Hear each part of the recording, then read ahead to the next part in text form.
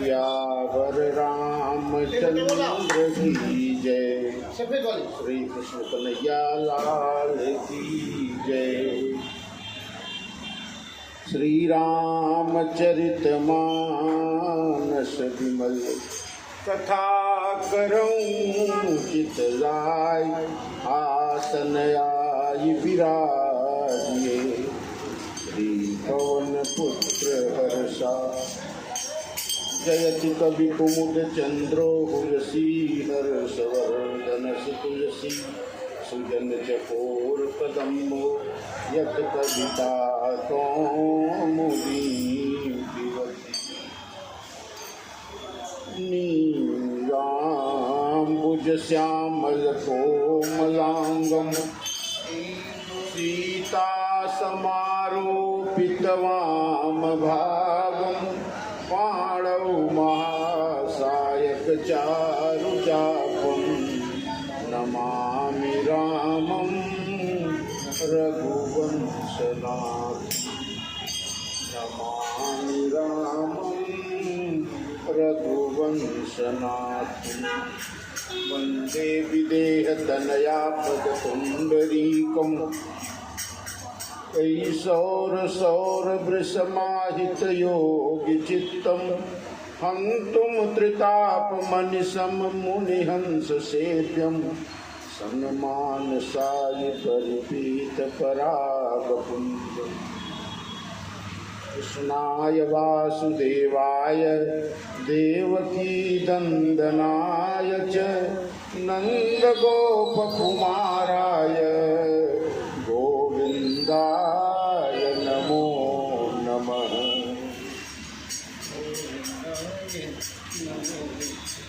कर्पूरगौरं करुणावतारं संसारसारं भुजगेन्द्रहारं।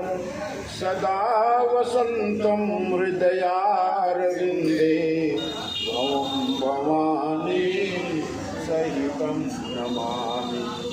भवं भवानी सहितं नमामि।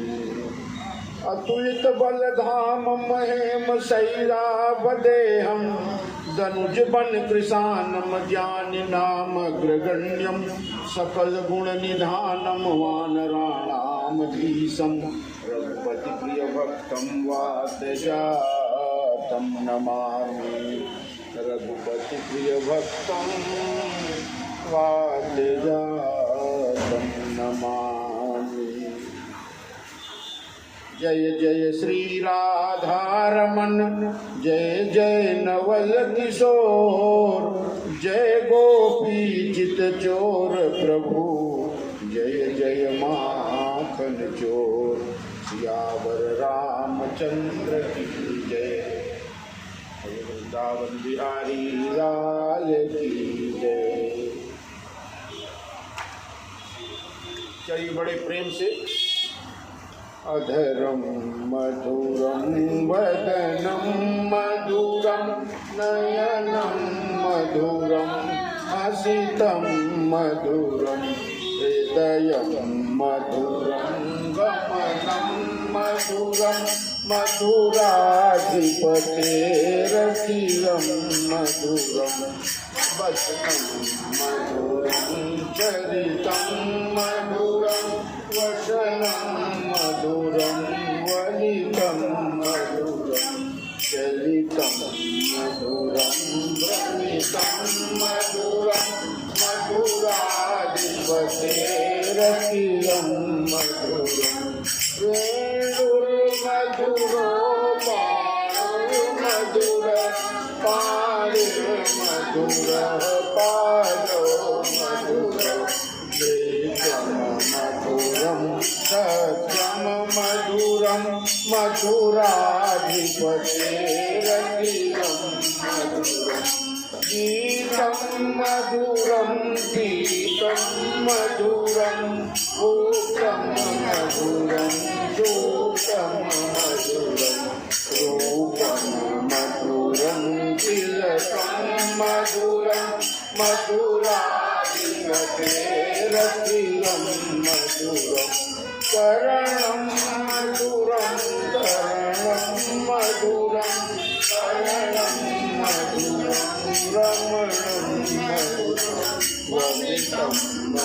मधुरं समितं मधुरं मधुराधिपतेरतिरं मधुरं कुञ्जा मधुरा माया मधुरा यमुना मधुरा वीथी मधुरा शरीरं मधुरं कमलं मधुरं मधुराधिपतेरतिरं मधुरं गोपी मधुरा लीला मधुरा युक्तं मधुरं मोक्तं मधुरं दृष्टं मधुरं दृष्टं मधुरं मधुराधिपतेरतिरं मधुरं गोपा मधुरा गावो मधुरा यशिर मधुरा शिर मधुरा गणितं मधुरं हरितं मधुरं मधुराधिपतेरतिरं मधुरं मधुरं मधुरं भजनं मधुरं नयनं मधुरं हसितं मधुरं हृदयं मधुरं गमनं मधुरं मधुराधिपतेरतिरं मधुरं मधुराधिपतेरतिरं मधुरं मधुराधिपतेरतिरं। बोलिए श्री कृष्ण कन्हैया लाल की जय।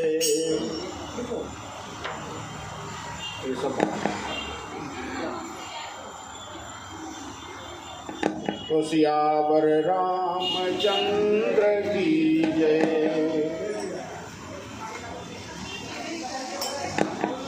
भगवान ने माँ कैकेयी से कहा, धन्य जन्म जगती तलतासु पितहि प्रमोद चरित सुनि जासु।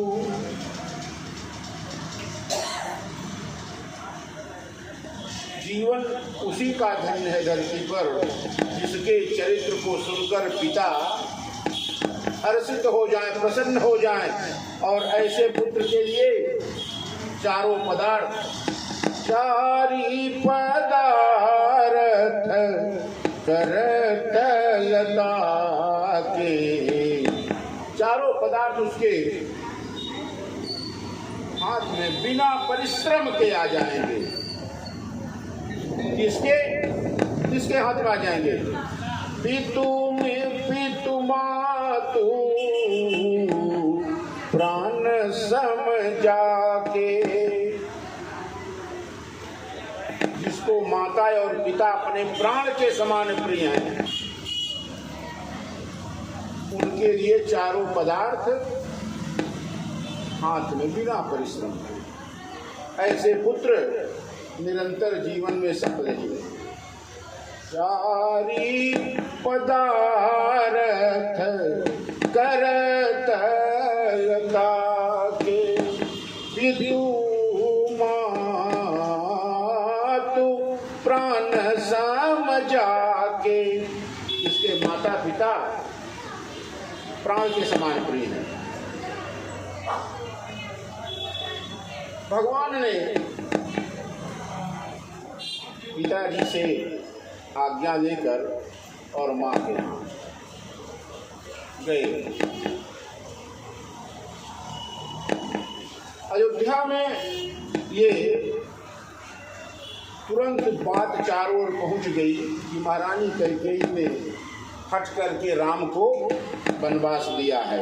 नगर व्यापी गई बात सुतीछी।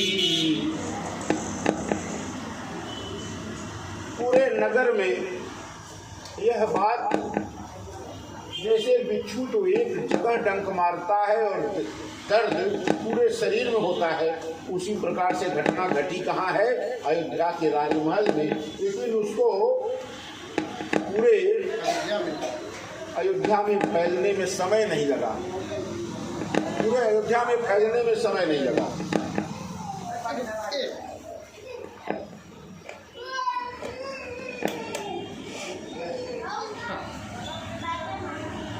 भगवान अपनी माँ के पास गए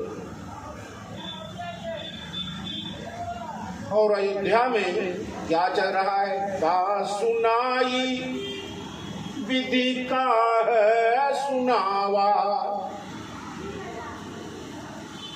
और का दिखाई चह का है दिखावा।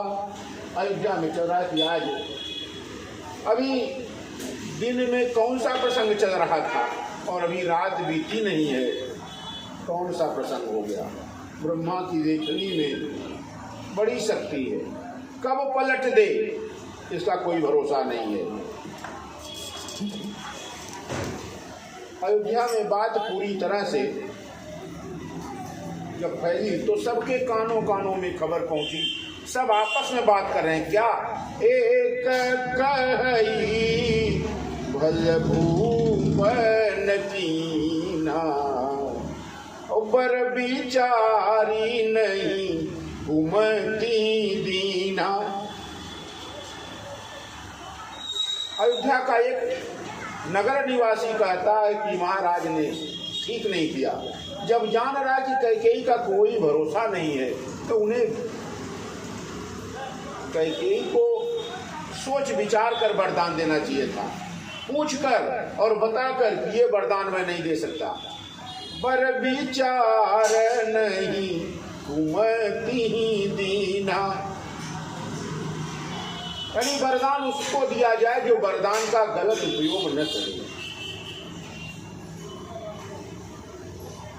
अलग अलग ढंग से लोग सोच रहे हैं।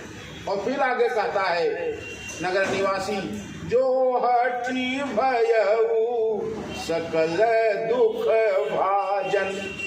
कैकेयी के हट के कारण पूरी अयोध्या को दुखी होना पड़ा और आगे आगे पता नहीं क्या होगा। एक उसी भीड़ से एक आदमी का तन नहीं, गलत नहीं कहा महाराज ने। क्यों? रघुवंश की ये परंपरा है, शिवी तधीची हरिचंद कहानी, एक एक सन कहीं बखानी। एक दूसरे से कहता है कि आपने महाराज शिवी को सुना, आपने महाराज शिवी के बारे में जाना है, दधीची के बारे में जाना है, या महाराज के ही वंश में दादा परदादा में हरिश्चंद्र जी हुए, अपना स्वप्न में दान दे दिया था, वास्तव में दान देना पड़ा और दे दिए और इतने कष्ट में रहे लेकिन फिर भी वचन को ठुकराया नहीं। तो हरिश्चंद्र के ही कुल में महाराज दशरथ हैं, तो वरदान देते समय वो किसी प्रकार का रोक लगाकर कि आप ये वरदान नहीं मांगेंगे, ऐसा नहीं। वरदान जब जिसको मांगना है वो अपनी इच्छा से वरदान मांग ले। कैकेयी ने वरदान ऐसा मांगे से महाराज दशरथ का कोई दोष नहीं है। उसी भीड़ में से एक ने कहा, एक भरत कर सम्मत कहीं। एक ने कहा नहीं, इसमें भरत की राय है, ये भरत की राय है। भरत ने कहा होगा अपनी माँ से कि आप महाराज से ये वरदान मांगो। कौन सा? मुझे राज तिलक और श्री राम को 14 वर्ष का मांगा। भीड़ में से एक ने कहा। देखिए, जब भीड़ जीतती है तो सब अपने अपने विचार रखते हैं। उसी भीड़ में से भरत के बारे में भी विचार आया कि भरत ने ये बात अपनी माँ से कही होगी कि इस प्रकार का वरदान मांगो, क्योंकि सत्य किसी को पता नहीं है, सत्य किसी को पता नहीं है। तो एक भरत कर सम्मत कहीं, एक उदास भाय सुनी रही। और जब इस प्रकार का भरत के बारे में आक्षेप सुना तो बाकी के लोगों ने कान बंद कर लिए, कान पर हाथ रख दिया। ओहो, भरत के बारे में इतना बुरा विचार। कम से कम भरत के बारे में तो ऐसा विचार मत करो। क्यों? क्योंकि भरत जो हैं, भरत वो राम को कितने प्रिय हैं? प्राण से प्रिय। भरत ने भगवान को कभी भी पूरी निगाह से देखा नहीं। क्यों इतना संकोच करते हैं भरत? एक भरत कर सम्मत कहीं, एक उदास बाय सुनिरई। एक आंख बंद कर लिया कि ऐसा कहने वाले का मुंह न देखना पड़ेगा। भरत जी के बारे में ऐसा कहना, ऐसे व्यक्ति का चेहरा नहीं देखना चाहिए। तो वो आंख बंद कर दिया। दूसरे व्यक्ति ने भरत जी के बारे में ऐसा शब्द सुनना न पड़े, कान बंद कर दिया। एक ने अपनी जीभ पकड़ लिया, कहीं मुझसे न कुछ निकल जाए। कान मूदी कर रद गई जिहा, एक कही यह बात यलीहा। एक ने कान बंद कर लिया, एक ने आंख बंद कर लिया कि चेहरा न देखना पड़े ऐसे व्यक्ति का जो भरत का विरोधी हो, और एक ने अपनी जिह्वा को पकड़ ली, कहीं भरत जी के बारे में मुझसे भी कुछ न निकल जाए। क्योंकि जब आदमी किसी आवेश में होता है तो सही व्यक्ति के प्रति भी दुर्वचन निकल सकते हैं। तो जीभ पकड़ लिया। क्यों? क्योंकि चौथे ने कहा, सुकृत जाइयस कहत तुम्हारे, और भरत ही राम ही प्राण पियारे। ऐसे कहते हुए तुम्हारे सत्कर्म समाप्त हो गए। क्यों? भरत जी राम जी को प्राणों के समान प्रिय हैं। भरत जी ऐसी राम के बारे में बात करें। सकृत जाई अस कहत तुम्हारे, भरत राम ही प्राण पियारे। भरत जी तो राम को प्राणों के समान है। उसी ने कहना शुरू किया, चंद चुए बरु अनल कन, सुधा होई विषतूल। चंद्रमा से शीतलता की जगह सूर्य की प्रखर किरणों की तरह तेज किरणें भले निकलने लगी। ये असंभव है। सूरज की किरणें प्रखर हैं, तीव्र हैं, तेज हैं, झुलसा देती हैं, लेकिन चंद्रमा की कोमल किरणें मन को परम शांति देती। उसने कहा कि चंद्रमा भले ही सूरज की तरह तपने लगे, आग निकलने लगे चंद्रमा से, और एक चीज, चंद्रमा से जब चंद्रमा को कहा गया सोम, क्यों? उससे सोम अमृत की वर्षा होती है। चंद्रमा की किरणों से अमृत की वर्षा होती है। चंद चुए बरु अनल कन, सुधा होई विषतूल। और सपनहु कबहु की करहि कछु, भरत राम प्रतिकूल। स्वप्न में भी भरत जी राम के प्रतिकूल जा ही नहीं सकते, सोच भी नहीं सकते, जाने की तो बात छोड़िए। सुधा होई विषतूल, सुधा यानी अमृत भले विष के समान व्यवहार करे, अमृत पीने पर जीवन अमर हो जाता है। ऐसा भी हो सकता है कि सुधा पी ले, अमृत पी ले तो व्यक्ति की मृत्यु हो जाए, ऐसा संभव है। लेकिन सपने में भी भरत श्री राम के विरोधी नहीं हो सकते। इसलिए सकृत जाइयस कहत तुम्हारे, ऐसा कहते हुए तुम्हारे सारे सत्कर्म नष्ट हो जाएंगे। भरत जी के बारे में कम से कम ऐसी बात मत करिए, कम से कम भरत जी के बारे में ऐसी बात मत करिए। फिर एक ने कहा कि ये कोई व्यक्ति के द्वारा बनाया गया विचार नहीं, ये किसी ने भरत को राजतिलक और राम को 14 वर्ष का वनवास किसी व्यक्ति के द्वारा दिया नहीं गया है, ये ब्रह्मा की लेखनी में है। एक विधाता ही दूषण दे, विधाता का दोष है ये। क्यों? क्योंकि सुधा देखाई दीन विसजे, अमृत दिखाया लेकिन दिया क्या? सुधा देखाई, धोखे में जहर पिला दिया, अमृत की जगह क्या पिला दिया? विष पिला दिया। ऐसा पूरे अयोध्या में इस प्रकार की चर्चा चल रही है। इसी बीच में कैकेयी के यहाँ जो उनकी जेठानियां हैं, जेठानियां मतलब महाराज के वंश में जो बड़े हैं, उनकी पत्नियां महारानी कैकेयी से मिलने जाती हैं और साथ में गुरु माँ अरुंधति वशिष्ठ जी की पत्नी भी हैं, ब्राह्मणों की पत्नियां हैं और कैकेयी की जेठानियां हैं।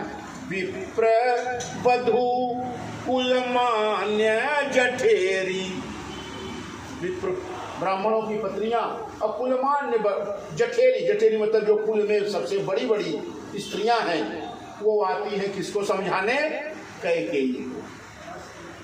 कैकेयी को समझाने आती हैं कि ये क्या वरदान मांग लिया। विप्र वधू कुलमान्य जठेरी और जे प्रिय परम कैकेयी केरी, जिन्हें कैकेयी भी बहुत प्रेम करती है, ऐसे लोग कैकेयी को समझाने आते और समझाते हुए कहते क्या है? समझा रही कैकेयी को कि तू तो कहती है राम मुझे प्रिय है भरत से ज्यादा। कैकेयी तू तो कहती थी ये बात हर बात में क्या कि भरत न मोहि प्रिय राम समाना और सदा कहूँ यह सब जग जाना। यह कहती हो और ऐसा संसार मानता भी है कि महारानी कैकेयी जितना राम को प्रेम करती हैं, उतना प्रेम तो कौशल्या जी भी नहीं करती। इतना प्रेम आपने जितना कहा महारानी उससे ज्यादा प्रेम भी किया राम से। और ये केवल मैं नहीं, ये पूरी अयोध्या जानती है। क्या जानती है? कि भरत न मोहि प्रिय राम समाना सदा कहूँ यह सब जग जाना। इतना सहज प्रेम राम पर करती हो महारानी, तो आखिर राम के वनवास का कारण क्या, क्यों दिया? राम को वनवास क्यों दिया? जितना सहज प्रेम उतना कठोर निर्णय। पूरी अयोध्या जानती है कि कैकेयी अगर किसी को प्रेम करती है पुत्रों में तो वो कौशल्या नंदन भगवान श्री राम है। भरत को भी उतना प्रेम नहीं करती। और आपने बार बार कहा करहु राम पर सहज स्नेहु और काकेयी अपराध। आखिर क्या अपराध राम का हो गया कि आपने राम को आज बन देहु, आज राम को घर से निकालने की ठान ली है? क्या कारण है? और तीनों रानियों में व्यवहार कैसा है? छोटी बड़ी बहनों के जैसा। कबहू न किए हो सवतिया रेसु, सौतिया डाह भी नहीं है। सौतिया डाह का मतलब अगर दो पत्नियां तो उनमें कभी नहीं बनती, लेकिन महाराज दशरथ की 3 पत्नियों में बहनों के जैसा प्रेम है। ऐसा ये भी नहीं है कि कौशल्या से कोई ऐसा बिगाड़ है जिसके कारण कौशल्या के पुत्र श्री राम को आपने घर से निकालने का ठान लिया है, ये भी बात नहीं है। कबहू न किएहू सवतियारेसु अप्रीत प्रतीत जान सब देसु।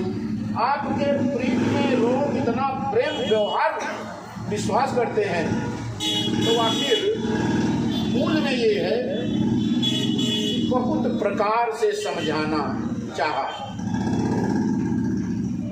लेकिन महारानी मानने को तैयार नहीं है। और अंत में कहा, कौशल्या अब का है बिगाड़ा। अब कौशल्या ने ऐसा क्या बिगाड़ दिया महारानी कैकेयी कि जो तुमने उसके पुत्र को अयोध्या से निकालने का प्रण कर लिया। अब आप अयोध्या से राम को नहीं निकाल रही, केवल राम जाएंगे तो कई लोगों को जाना पड़ सकता है। कोई धराधाम से जाएगा, कोई राम के साथ जाएगा, कोई बचेगा तो राम के साथ जाएगा, और जो नहीं बचेगा वो परम धाम को जाएगा। कौन कौन राम का साथ नहीं छोड़ सकता।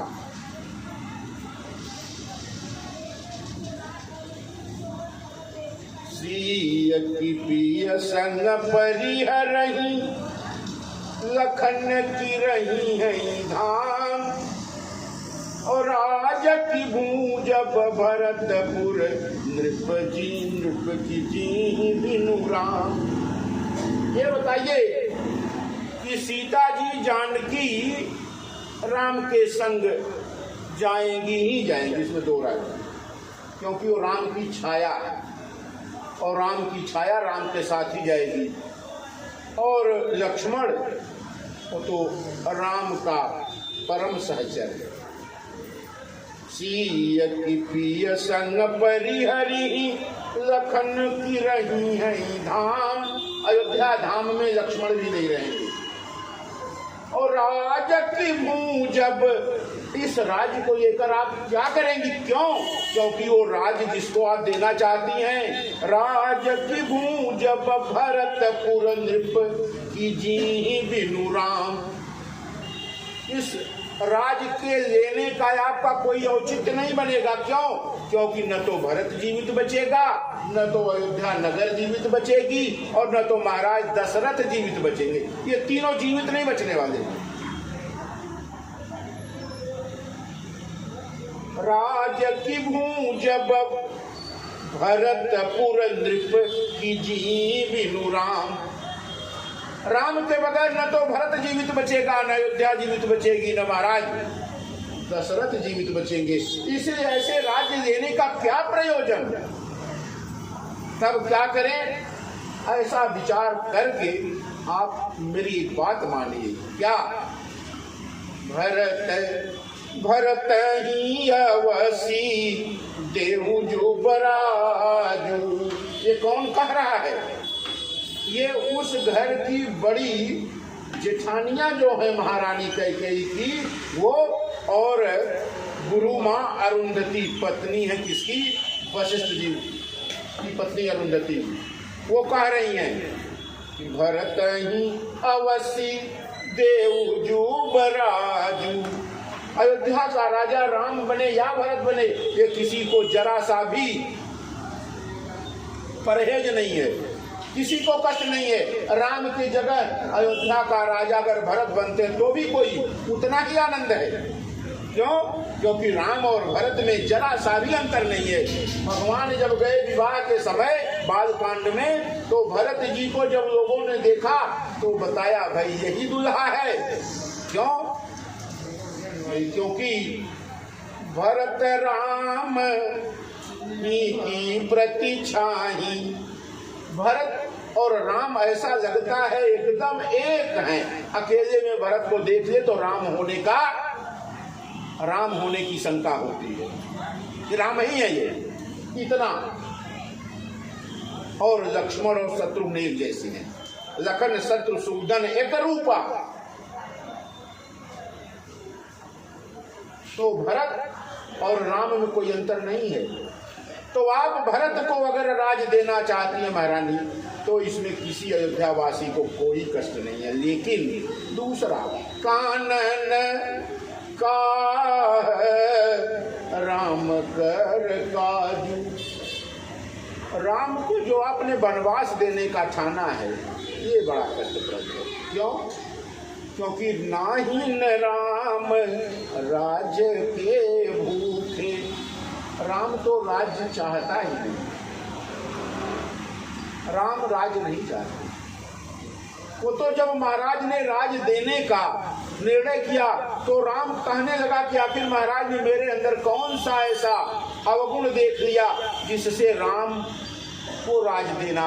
महाराज को सकता है शंका हो कि राम विद्रोह कर दे राज देने के लिए, तो राम को तो राज की कोई भूख नहीं है। तो एक चीज करिए, आपने जो राम को वरदान के द्वारा वनवास भेजने का निर्णय लिया है, एक उसमें संशोधन कर दीजिए, एक सुधार कर लीजिए। क्या? राम को राज तिलक के बजाय वनवास आपने निर्णय किया है, तो ये राम को वनवास मत दीजिए। राम अयोध्या भले छोड़ दे, राजमहल छोड़ दे, रहे कहाँ? गुरु गृह रही राम तजी गेहू, नृपसनय सबर दूसर लेहू। दूसरा वरदान महारानी राम के वनगमन की बजाय ये ले लीजिए कि अयोध्या का राजमहल छोड़कर और गुरुदेव के यहाँ रहे राम। तो भी गुरुदेव का घर भी वन के जैसा ही है, गुरुदेव का घर भी कैसा है? वन के जैसा है। गुरु गृह रही राम तजी गेहू, नृपसनय सबर दूसर लेहू। महाराज से दूसरा वरदान संशोधित करवा लीजिए, बदलवा दीजिए। राम को वनवास के बजाय राम को गुरुदेव के घर में रहना पड़े, राजमहल छोड़कर, वो भी वहां भी वन की ही व्यवस्था है। क्यों? जो नहीं लगी हऊ कहे हमारे। अगर आप मेरे कहने पर जरा सा भी ध्यान नहीं देती महारानी कैकेयी, तो नहीं लगी है कछु हाथ तुम्हारे। आपके हाथ में कुछ नहीं आएगा, न तो भरत आएगा, न तो महाराज दशरथ आएंगे, न अयोध्या आएगी और न राम आएगा। सबसे हाथ धो जाओगी महारानी। इसलिए हम लोग जो कह रहे हैं जरा उस पर ध्यान दीजिए। और अगर कुछ परिहास किया है, जो परिहास कीन कछु कोई, अगर कुछ परिहास मतलब हंसी मजाक में वरदान मांगा है, तो कहीं प्रगट जनावऊ सोई, तो उसे भी बता दीजिए कि अभी भी कुछ बिगड़ा नहीं है, बात अभी राजमहल में और अयोध्या नगरी में ही है। अभी कह दीजिए कि मैं तो ये परिहास कर रही थी, मैं तो महाराज की परीक्षा ले रही थी, वरदान मुझे लेना नहीं है। और अगर आपने ऐसा नहीं कहा तो दुनिया आपको क्या कहेगी? आपको क्या कहेगी अयोध्या? क्यों? राम सरीस सुत कानन जोगू, और कहा कहीं सुनी तुम कह लोग। अरे तुम्हें अयोध्या के लोग क्या कहेंगे महारानी? राम सरीस सुत कानन जोगू, कहा कहीं सुनी तुम कह लोग। उठहु बेदी सोई करहु उपाई, जहि विधि शोक कलंक नसाई। राम जैसा सुंदर पुत्र वन को चला जाए, रानी अयोध्या में आपकी बड़ी हंसी होगी। इसे आप तुरंत उठिए और अयोध्या को बचा लीजिए, राम को रोक लीजिए। राम को वन जाने से रोक लीजिए। गोस्वामी जी ने कहा, बहुत समझाया, जही भांति शोक कलंक जाई, उपाय करी कुल पालही, हठि फेरु जातहि राम बन, जनी बात दूसर चालही। जिमि भानु बिन दिन, प्राण बिनु तनु, चंद बिनु जिमि जामिनी, तिमि अवध तुलसीदास प्रभु बिनु, समुझि जिय धौ भामिनी।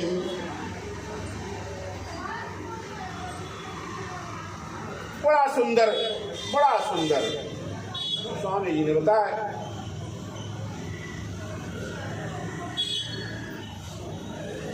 अरुंधति जी ने कहा, जिस प्रकार से तेरा कलंक मिट सकता है वो उपाय कर। यही भांति शोक कलंक जाई, उपाय करी कुल पालई।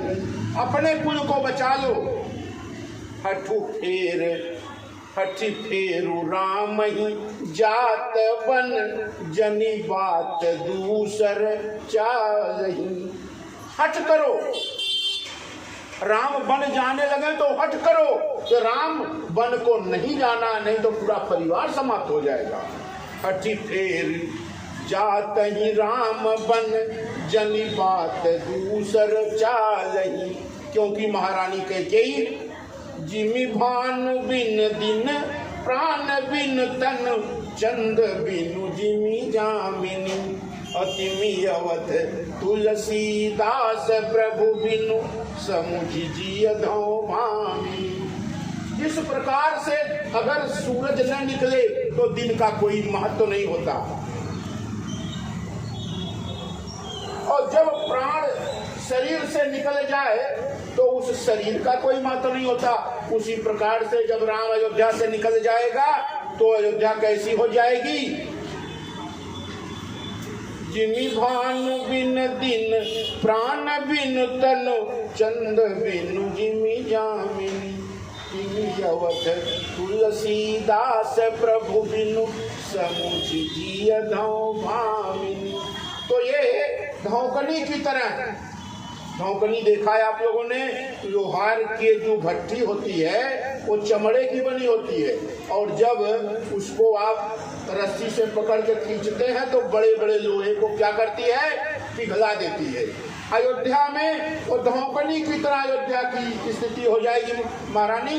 इसमें रहने वाले नर नारी कोई भी जीवित बचने वाला नहीं है। तो इसलिए राम को रोक ले। हठि फेरु जात ही राम, हठ पूर्वक जबरदस्ती, अगर राम नहीं रुकता तो भी रोक लो। क्यों? क्योंकि ये जिस प्रकार से चंद्रमा के बिना रात अच्छी नहीं है, सूर्य के बिना दिन अच्छा नहीं है, प्राण के बिना तन का कोई मूल्य नहीं है, उसी प्रकार राम के बगैर अयोध्या का कोई अस्तित्व नहीं है। इसलिए जिमि भानु बिन दिन, प्राण बिन तनु, चंद बिनु जिमि भामिनी, चंद बिनु जिमि जामिनी, तिमि अवध तुलसीदास प्रभु बिनु, समुझि जिय धौ भामिनी। कोई फर्क नहीं पड़ा। सखिन सिखावन दीन, सुनत मधुर परिणाम हित, तई कछु कानन कीन, कुटिल प्रबोधि कुबरी।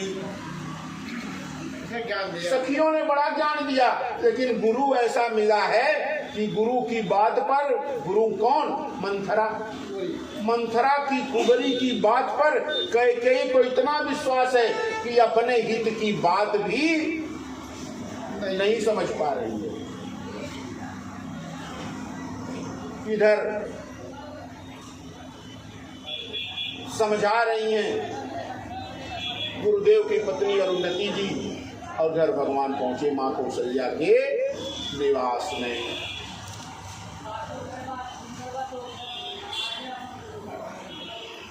और सब ब्राह्मण पत्नियां जो कैकेयी की जेठानियां हैं वो भी यह कहते हुए इसके राज करत यह दैय बिगोई कीने सियस जस करई न कोई। पूरे नगर में ये हो गया कि अरे बाप, उसने ऐसा कर दिया, आज तक किसी ने नहीं किया है, किसी ने नहीं किया। जरही विषम जरलेही उषासा पापी सबही भांति कुल नासा। सब प्रकार से नष्ट हो गया। कई मानने को तैयार नहीं। भगवान पहुंचे अयोध्या के, भगवान पहुंचे माँ कौशल्या के यहाँ और प्रणाम किया माँ को। रघुकुल तीरथ जोरी दो हाथा मुदित मातु पद नायऊ माथा। भगवान ने माँ को प्रणाम किया, मन अत्यंत प्रसन्न है। जरा देखिए कितने कष्ट का समय है, लेकिन भगवान का मुख कितना प्रसन्न है। और माँ ने राम को पकड़ लिया। दीनी असीस लाई उरली ने भूषण बसन निछावरी दीने। दासी दासों को जितने वस्त्र आभूषण से दान दिया। आज मेरे पुत्र का राज तिलक है, आज मेरा पुत्र अयोध्या का राजा बनेगा। अब बता देगा कि मैं जाने वाला। बार बार मुख चुंबती माता, बेटा चाहे बड़ा हो चाहे छोटा हो, माँ उसका चुंबन लेती। भगवान को पकड़कर माँ ने बार बार चुंबन लिया। क्या नयन नेह जल पुलकित गाता। मेरा राम आज इतना बड़ा हो गया। अभी तो माँ को तो बेटा छोटे लगता है, छोटा है। मेरा राम इतना बड़ा हो गया, अयोध्या का राजा बनने जा रहा है। कल से इसे हो सकता है मेरे लिए समय न मिले। माँ ने कौशल्या ने भगवान को बाहों में भर लिया। आज जी भर कर राम का मुख चूम ले, कल से ये अयोध्या का महाराज बनेगा। हो सकता है समय न मिले। गोद में बैठा लिया माँ ने, गोद राखी पुनि हृदय लगाए और स्रवत प्रेम रस। माँ के स्तनों से दूध निकल आया, कौशल्या जी के स्तनों से दूध निकल आया प्रेम में। लेकिन माँ प्रेम भगति कछु कहीं नहीं जाई, रंक धनद पदवी जनु पाई। माँ के गोद में कौन बैठा? पर ब्रह्म बैठा। कौशल्या जी को ये भान है, कौशल्या ने भगवान का स्वरूप देखा है। महाराज दशरथ को भगवान ने अपना स्वरूप नहीं दिखाया, लेकिन माँ कौशल्या को भगवान ने अपना स्वरूप दिखाया है बालकांड में। आज परब्रह्म माँ की गोद में बैठा है तो माँ को ऐसा लगा आज कुबेर भी मेरे इतना धनवान नहीं है। जैसे किसी गरीब व्यक्ति को, निर्धन व्यक्ति को कुबेर का खजाना मिल जाए तो जितना प्रसन्न होता है, माँ उससे कई गुना प्रसन्न है। आज उसकी गोद में उसका सबसे लाडला एकमात्र पुत्र परब्रह्म परमेश्वर बैठा हुआ है। सादर सुंदर बदन निहारी। माँ भगवान के सुंदर स्वरूप को देखकर अत्यंत प्रसन्न हो गई और बोलती हैं, कहु तात जननी बलिहारी और कबही लगन मुद मंगलकारी। लगन का समय क्या है? तुम्हारे राज्याभिषेक का मुहूर्त महाराज ने कब रखा है? जो सवाल पूछा कि बेटा शुभ मुहूर्त का समय कब है, पिताजी ने कुछ बताया है? और वो बात बताइए, क्योंकि माँ न्योछावर देने के लिए तैयार तो रहे। मेरा पुत्र जब राजा बनेगा तो हम माताओं का एक ही काम है, न्योछावर देना, बस। बाकी काम तो गुरुदेव करेंगे, पिताजी महाराज सहायता करेंगे, और माताओं का काम केवल रहेगा यही कि तुम्हारे सिर को, गांव में क्या होता है, कोई भी काम होता है तो दूल्हे का या बड़े बेटे का सिर पर पैसे को घुमाकर दान देना। इसके लिए तीनों माताओं को समय तो मिलना चाहिए, पता तो होना चाहिए कि कितने कबही लगन मुद मंगलकारी, आखिर वो समय कब है। और एक चीज बच्चा, राम आज उठने में इतना समय हो गया। हाँ, माँ ने पूछा, ओ तात जाऊ बलि बेगी नहाऊ, जाकर तुरंत स्नान कर लो, और जो कछु भाव, जो मन को आए, जो मन भाव, मधुर कछु खाऊ, जो आपको अच्छा लगे मीठा खाकर, और तुरंत पिताजी के यहाँ जाओ। पिताजी महाराज आपका इंतजार कर रहे होंगे। तू समीप तब जाए भैया, माँ ने कहा पिता के पास तब जाइए, और भाई बड़ी बार जाई वाली मैया। तुम्हारी माँ इसी चिंता में कि बहुत देर हो जाएगी, तो पिताजी इंतजार करते करते परेशान होंगे कि राम आज क्यों देर हो गई, राम को क्यों नहीं। उनको क्या पता कि ये पिताजी से ही मिल के आ रहे हैं। भगवान ने माँ की बात सुनी तो मुस्कुराने लगी कि माँ वास्तव में माँ है, माँ को पता है।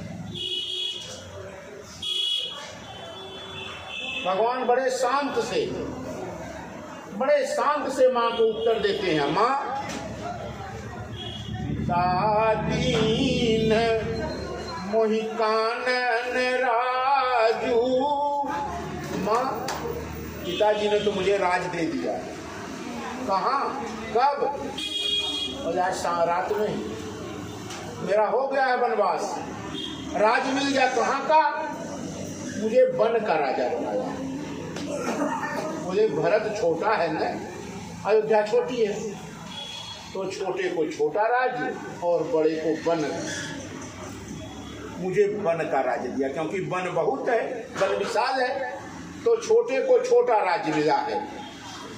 और मुझ बड़े को पिताजी महाराज ने पिता दीन मोहि कानन राजू, जहाँ सब भांति मोर बड़ काजू। मुझे पिताजी ने वन का राज दिया है। आय सुदेही मुदित मन माता, अजहि मुद मंगल कानन जाता। मुझे आप अब तो विदा दीजिए। कहाँ के लिए? वन जाने के। मैं आज्ञा मांगने आया हूँ। क्यों? क्योंकि पिताजी ने मुझे वन का राज दिया है। पिता दीन मोहि कानन राजू। माया से मैं मांगने आया हूँ आज्ञा। किस बात की? मुझे वन जाने के लिए आशीष दीजिए। वन में जाकर क्यों वन जाना है? वहाँ मेरा बड़ा काम है। पिताजी ने सोच समझ कर वन दिया है। और आप मेरे बारे में चिंतित मत होइए, कोई डर मत रखिए। क्यों? जनी डर पसी स्नेह बस मोरे, आनंद अम्ब अनुग्रह तोरे। आपका अगर प्रेम रहेगा मान तो मेरे लिए कानन, जंगल भी, वन भी अयोध्या के समान हो जाएगा। केवल मुझ पर प्रेम बनाए रखिए। अब बताइए। अब कि मुझे वन जाना है, पिता ने दिया है।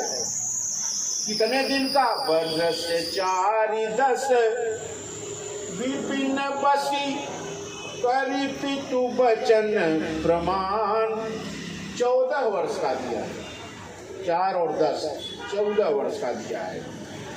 और फिर आऊंगा, इन चरणों की सेवा तभी हो पाएगी। अब 14 साल के लिए पिताजी की आज्ञा का पालन करने के लिए माँ मुझे बन जाना है, मैं आपसे आदेश लेने आया हूँ, आज्ञा लेने आया हूँ।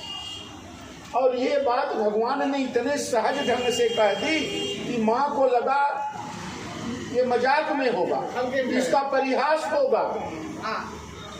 इतना आसानी से कोई बात कैसे कह सकता है? मैं 14 साल के लिए अयोध्या छोड़ रहा हूँ। ऐसा किसने आपको कह दिया? माँ ने जब इस प्रकार से सुना कि सरल बात, सरल भाषा में इतनी बड़ी बात, तो सहमी सूखी गई। माँ मुझे बैठ गई, मुख पर मुख सूख गया। सहमी सूखी सुन शीतल बानी और जिमी जवास परे पावस पानी। जैसे खेती पर पाला पड़ जाए और खेती सूख के खत्म हो जाए, उसी प्रकार से माँ के ऊपर तो लगा कि कई घड़ा पानी पड़ गया। भगवान के सहज बात पर, ये सहज बात और इतनी बड़ी बात, 14 साल का वनगमन है और राम ऐसे कह रहे हैं जैसे लग रहा है कि ये हंसी मजाक की बात है। कुछ कह नहीं पा रही है माँ। कौशल्या जी, नयन सजल तन थर थर कांपी और माँ जही खाई मीन जनु माफी। आंखों से झरझर झरझर नेत्रों से आंसू आने लगे और कांपने लगा शरीर। अरे राम जो कहता है कभी झूठ तो राम बोलता है। 14 बरस का है, इसका मतलब सत्य होगा, लेकिन इतने सहज से कह रहा है, इसकी बात पे विश्वास भी नहीं हो रहा है। माँ भगवान की बात को सुनकर सजल नयन तन थर थर कांपने लगी, कांपने लगा शरीर माँ का। झूठ बोलता नहीं और ये बात सत्य ही होगी। और अगर इतनी बातें सत्य है तो महाराज जीवन का आधार ही नहीं रहेगा, तो फिर अयोध्या में जीने का अर्थ क्या रह जाएगा? माँ ने पूछा, बेटा राम, पिताजी महाराज तो आपके लिए ऐसा कभी नहीं सोच सकते। जो आपने 14 वर्ष का वनवास किया है, कहने को जितने आसानी से कहा पिताजी महाराज, इतने आसानी से तो नहीं कहे होंगे। पिताजी महाराज तो सुन के क्या है, राम राम रट विकल भुआलू। राम राम रट रहे हैं और माँ कौशल्या को पता नहीं है कि महाराज दशरथ के प्राण तो उत्सर्ग की ओर बढ़ रहे हैं। पिताजी इतने आसानी से तो ये शब्द नहीं कहेंगे जितने आसानी से तुमने कह दिया। तात पिताजी तुम प्राण प्यारे, क्योंकि महाराज दशरथ अपने प्राणों से उतना प्रेम नहीं करते जितना तुमसे करते। और देखी मुदित मन चरित तुम्हारे, जब तुम चलते हो दौड़ते हो तो महाराज का मन इतना प्रसन्न होता था, महाराज रानियों को हटाकर भगवान को उठा देते। क्यों? क्योंकि इतना प्रेम करते हैं तुम्हारे पिता, और जैसे साधारण भाषा में तुमने कह दिया, इस तरह से महाराज तो नहीं कहे। राज देन कह शुभ दीन साधा। राज देने के तो आज कितने दिन से तैयारी कर रहे थे महाराज, और कहू जान बन यही अपराधा। इस बीच कौन सा ऐसा अपराध हो गया जो राज के बजाय सीधा राज्य से निष्कासन हो गया? अयोध्या से तुम्हारा निष्कासन कर आखिर क्या है? उसका कारण बताओ। कौन ऐसा है जिसने तुम्हारे राज्य प्राप्त करने में बाधा की? भगवान ने कुछ न अपने मुंह से नहीं कहा। तब किसने कहा? सुमंत जी के पुत्र खड़े थे वहीं, उन्होंने मां कौशल्या को सब बात बताई। क्या कि महारानी कौशल्या आपके पुत्र को वनवास माता कैकेयी के 2 वरदान के कारण हुआ है। दोनों बता दिया। पहला वरदान भरत को राजतिलक और बड़े पुत्र श्री राम को वनवास। अब महारानी कैकेयी इस असमंजस में, जरा ये देखिए धर्म की क्या बात है। अपना एक ही पुत्र है, उसको रोकने को भी नहीं कर पाएगी। राखी न सकहीं न कहीं सक जाऊं, न तो रोक पा रहे कि नहीं नहीं नहीं ये गलत है, ऐसा नहीं जाना तुम्हें, मैं तुम्हारी मां हूं, मैं कह रही हूं कि नहीं जाना। सोचा कि पिताजी परवश होकर मां के कैकेयी के वरदान के कारण तुम्हें अयोध्या से निष्कासित कर रहे हैं, इसमें क्या रोके, क्या कहें? भातुर दारुण दारू, दोनों प्रकार से हृदय में हलचल मची। क्या कहें, रोकें कि छोड़ें? अगर रोकते हैं तो पिताजी महाराज का वचन झूठा होता है, और छोड़ते हैं कहते जाने के तो राम भी वनवास को चला जाएगा। ईश्वर करे तो क्या करें? ऐसे मोड़ पे ला के खड़ा किया कि अगर रोक दें तो हमारे जो प्रियतम है, हमारे पति हैं, उनका मान भंग हो जाएगा, और अगर कह दें कि नहीं वनवास को जाओ तो आज अयोध्या सुनी हो जाएगी, मेरा तो सब कुछ सुना हो जाएगा। दोनों प्रकार से हलचल मची है। और माँ कहती है लिखत सुधा कर गाली खीराहू। विधना, हे ब्रह्मा, अमृत लिख रहे थे, आपने राहु का नाम लिख दिया। यानी जिसको जो देना चाहिए वो आपकी लेखनी में उल्टा कैसे हो गया? इतनी बड़ी विपत्ति अयोध्या पर आपने कैसे डाल दी? फिर भी कहती है माँ कि कहूँ जाऊ बन तो बड़हानी, संकट सोच विवश भई रानी। अगर कह देती हूँ कि चले जाओ तो भी बड़ी विपत्ति है, मेरा बेटा भी निकल जाएगा अयोध्या से, और रोक देती हूँ तो महाराज का वचन भंग हो जाएगा। धन और धर्म दोनों जा रहा है। धन के रूप में श्री राम जा रहे हैं और धर्म के रूप में महाराज का धर्म चला जाएगा। रोक दें, दोनों की स्थिति बड़ी खराब है। क्या करें? धन रोकें कि धर्म रोकें? और अगर कहते हैं नहीं तुम्हें राजतिलक देना है तो भरत भी तो मेरा ही बेटा है। राम भरत दो सुत समझानी, दोनों मेरे पुत्र हैं। अगर अयोध्या के बजाय राम के बजाय भरत को अपना राजा बनाती तो भी कोई कष्ट नहीं है, क्योंकि अयोध्या के लिए जैसे राम वैसे भरत, और मेरे लिए भी राम और भरत में कोई अंतर नहीं है। राम भी तो भरत को अपने से बड़ा मानता है प्रेम। राम को उतना अपने पर विश्वास है जितना भरत जी पर विश्वास है राम को। भरत जी पर आएगा भरत चरित्र में।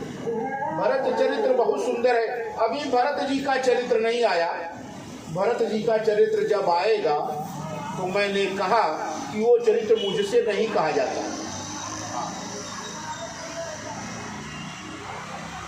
अंत में मां ने एक निर्णय लिया, क्या कि तात जाऊं बलि कीने उन्हीं का, और पितुआय सुसब धर्म कटीका।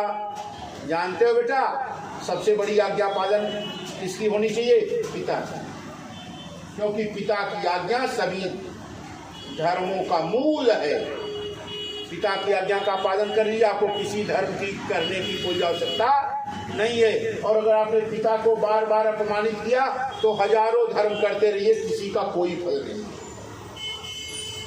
पितुआय सुसब धर्म कटीका, सब धर्मों का तिलक जो है वो पिता की आज्ञा है। इसीलिए राज देन कहीं दीन बनु, राज देने को कहा और बन दे दिया। मुझे लेस मात्र भी इसकी चिंता नहीं, लेस मात्र। कौन कह रहा है? माँ कौशल्या कह रही कि आपके पिताजी महाराज ने आपको राज देने को कहा था और राज देने के समय क्या दे दिया? वनवास दे दिया। मुझे इसकी कोई चिंता नहीं है। ये माँ कह रही है जो अपनी सगी माँ है। किसके बारे में? जरा अगली लाइन देखिए, राज देन कहि दीन बनु मोहिन सो दुख लेस, तुम बिन भरत ही भूपति प्रजहि प्रचंड कलेश। जानते हो, जब तुम चले जाओगे तो सबसे ज्यादा कष्ट किसको होगा? भरत। जब तुम जाओगे तो सबसे ज्यादा कष्ट अगर किसी को होगा वो भरत होगा। तुम बिन भरत ही, और दूसरा कष्ट किसको होगा? महाराज दशरथ होगा, तुम्हारे पिताजी को। और तीसरा कष्ट किसको होगा? प्रजा को होगा। भगवान ने पूछा आपको कष्ट नहीं होगा? बोला मैं जब जिंदा रहूंगी तब। मैंने तो हृदय को मार दिया, अब मैंने हृदय रखा ही नहीं है कि जिसमें तुम्हारी सोच आए। तो राज देने के लिए तो कह दिया महाराज ने और भरत को, और तुम्हें ले दिया वनवास। मुझे जरा सा भी इसमें दुख नहीं है। मुझे दुख है इस बात का, तुम्हारे बिना भरत कैसे रहेगा? तुम्हारे बिना महाराज दशरथ कैसे रहेंगे? और तुम्हारे बिना ये अयोध्या की प्रजा कैसे रहेगी? तुम बिन भरत ही भूपति प्रजहि प्रचंड कलेश। तो एक बात कहें, अगर केवल पिता की आज्ञा है, ध्यान दीजिएगा, माँ पिता से बड़ी है। जो केवल पितुआय सुताता तो जन जाहु जानी बड़ी माता। अगर केवल पिता की आज्ञा है तो माता पिता में अगर आज्ञा पालन में हो तो पहले माँ की आज्ञा पालन होना चाहिए। इसका आज्ञा सबसे पहले मानना चाहिए माँ का। माँ की आज्ञा का पालन पिता की आज्ञा से पहले होना चाहिए। क्यों? क्योंकि पिता के सामने माता बड़ी है पुत्र के लिए। माता बड़ी है पिता की तुलना में, ऐसा धर्म ग्रंथ बताते हैं। माँ ने कहा, ऐसा धर्म में कहा गया है कि जो केवल पितुआय सुताता तो जन जाहु जानी बड़ी माता। माँ बड़ी होती, इसे मेरा ऐसा कहना है कि तुम वनवास मत जाओ, तुम्हें अधर्म नहीं होगा। क्यों? छोटे की आज्ञा के सामने जब बड़े आज्ञा दे दें तो बड़े की आज्ञा का पालन करो। तुम्हें छोटे की आज्ञा न मानने का कोई पाप नहीं लगेगा, तुम्हें अधर्म नहीं होगा। तो मैं तुम्हें आज्ञा देती हूँ मत जाओ। लेकिन अभी तुम्हारे पास दो माताएं और, जितना मेरा अधिकार है उतना ही कैकेयी का और सुमित्रा का भी है, और वो भी माता है। तो जो भी तुमा तू कहे बन जाना तो कानन सत अवध समाना। अगर दोनों माताओं में से किसी माँ ने और पिताजी महाराज ने, क्योंकि माँ ने जब आदेश दे दिया तो कौशल्या कैकेयी सुमित्रा में कोई अंतर नहीं है, तब तो तुम्हें दोनों की आज्ञा मिल गई है, इसलिए तुम वन को जाओ। और तुम्हारे लिए ये वन जो है ये 100 अयोध्या के समान हो जाएगा। तो कानन सत अवध समाना। क्यों? वहां पर तुम्हें मिलेंगे कौन? पितु वन देव मातु वन देवी। वन देवी तुम्हारी माँ रहेंगी और वन देव तुम्हारे पिता रहेंगे। वहां भी माता पिता तुम्हें मिलेंगे। इसीलिए दोनों माताओं में से किसी ने आदेश दिया है पिताजी के साथ मिलकर तो जाओ। लेकिन एक बात है, बड़े भागी बन अवधय भागी जो रघुवंश तिलक तुम त्यागी। राम अयोध्या का दुर्भाग्य और वन का सौभाग्य। आपने राज तिलक का त्याग किया तो अयोध्या का दुर्भाग्य, और आपने वन को ग्रहण किया तो वन का सौभाग्य, क्योंकि तुम जहां रहोगे अयोध्या वहीं रहेगी। और एक चीज मेरे लिए समस्या है, जो सूत कहूं संग मोहि लेहू तुम्हारे हृदय कोई संदेहू। अगर मैं कहती हूं मुझे भी अपने साथ ले चल, मैं भी तेरे साथ अगर चलने को तैयार हूं, तो तुम्हें धर्म संकट में डालना हो जाएगा। इसलिए मैं तुम्हारे साथ भी नहीं जा सकती, क्योंकि मैं तुम्हें किसी धर्म संकट में डालना नहीं चाहता। इसलिए पूत परम प्रिय तुम सबही के। आप तो संसार में जितने प्राणी हैं सबको प्रिय हैं, और आप कहते हैं कि मैं वन को जा रहा हूँ, मेरे भाग्य में केवल इतना है, मैं अयोध्या के राजमहल में बैठकर केवल पश्चाताप करूं। मेरे भाग्य में ब्रह्मा ने पश्चाताप लिखने के करने के सिवाय और कुछ नहीं लिखा है। मैं तुम्हारे साथ भी नहीं जा सकती, क्योंकि मैं तुम्हें धर्म संकट में डालना। और एक चीज यही प्रार्थना है, बहुत सुंदर माँ ने कहा, मेरा संबंध केवल माता का ही तुमसे ये नहीं है। मैं तुम्हारी माँ हूँ, यही केवल संबंध नहीं है, मैं तुम्हारी भक्त। माता और पिता अगर तुम किसी को मानते हो तो भूल सकते हो, लेकिन जिसको भक्त मानते हो उसको भूल नहीं सकते। भगवान जिसको भक्त मानते हैं उसको क्या कहते? अहम भक्त पराधीनो। मैं तो भक्तों के अधीन हूँ। हा स्वतंत्र इव द्विजः। श्रीमद् भागवत के 9वें स्कंद में भगवान दुर्वासा जी से कहते हैं, अहम भक्त पराधीनो स्वतंत्र इव द्विजः। मैं, हे दुर्वासा जी, मैं भक्तों के अधीन हूँ। भक्त जहां जहां जाते हैं मैं उनके पीछे पीछे जाता हूँ, आगे आगे नहीं। इसीलिए मैं स्नेह आपसे नहीं बढ़ाना चाहता हूँ। माता के नाते मैं तो आपकी भक्त हूँ। क्यों?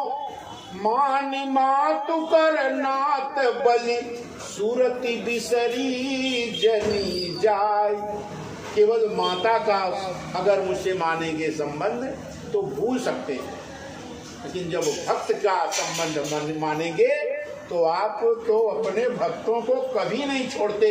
इसलिए राम, मैं तुम्हारी माँ केवल नहीं हूँ, क्योंकि माँ कौशल्या जब पूर्व जन्म में शत्रुपा थी तो भगवान से वरदान मांगा था।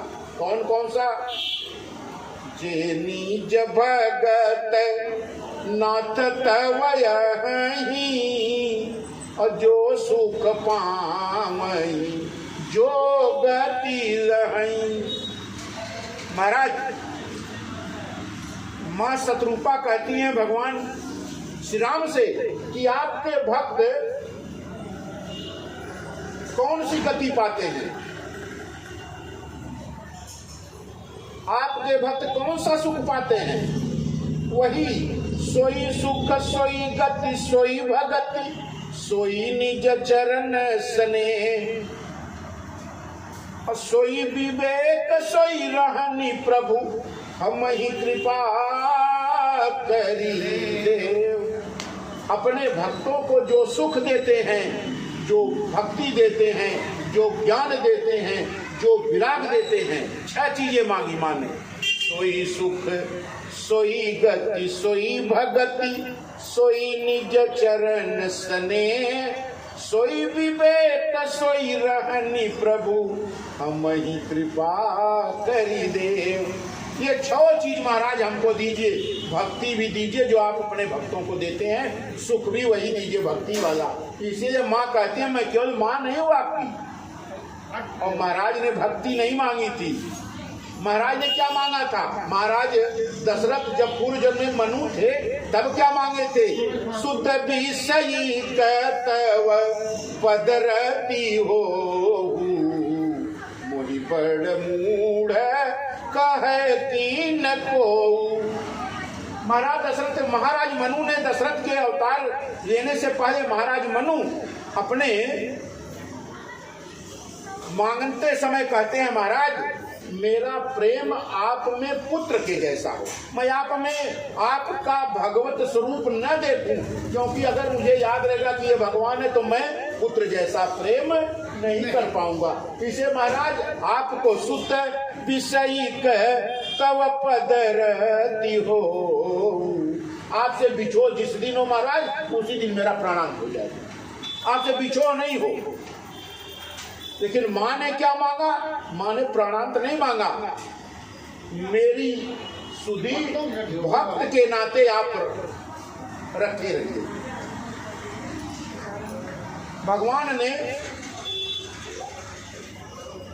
भगवान बात माँ से कह रहे हैं और जानकी जी भी बगल बैठी हुई हैं। अब कथा कल कहेंगे। कथा विसर्जन होत है सुनहु वीर हनुमान, राम लखन सीता सहित करहु सदा कल्याण। श्री राम जय राम जय जय राम, श्री राम जय राम जय जय श्री राम जय राम जय जय राम, श्री राम जय राम जय जय राम, श्री राम जय राम जय जय राम, श्री राम जय राम जय जय। सियावर रामचंद्र की जय, श्री कृष्ण कन्हैया लाल की जय, उमापति महादेव की जय, श्री हनुमंतलाल जी महाराज की जय, श्री गोस्वामी तुलसीदास जी महाराज की जय, श्री सद्गुरुदेव भगवान की जय। जय जय श्री राधे।